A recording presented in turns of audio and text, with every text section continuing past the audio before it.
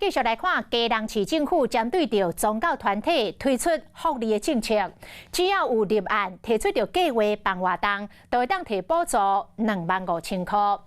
基隆市长邵国良是基督徒，唔捌咧参加宗庙的活动，这届说真罕见，到云林北港去参加朝天宫的庙会。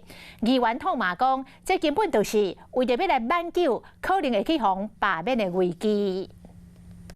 青白衫白酒客客，邵国良徛伫咧信道边仔，特别显白，看起来淡薄解曲。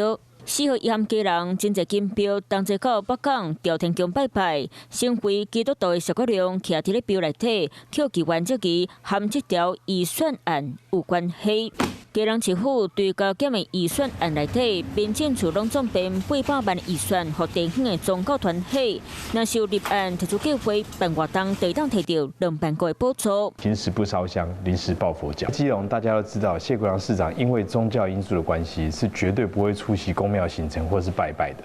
现在他突然开始大量出席这些公庙行程，以及编列预算来补助公庙，当然就是为了要挽救他这个可能被罢免的危机。我的上帝，我的信仰，谢谢。6合1的市长选举，邵国良选调基隆市长，成为基督徒去跪伫土脚感谢上帝。正做市长了后，还能参加宗庙活动，搁编补助宗教团体预算案，敢讲是惊扣罢免掉，紧扣大家来给倒小天。经费在去年早就编列了，去年的时候根本就不知道有所谓罢免的事情。这个议题呢是最近才烧起来的哦。中央内政部与屏东、台南等地方县市也都有宗教团体的相关的补助办法，相关预算均经基隆市议会审查通过，法制程序完备。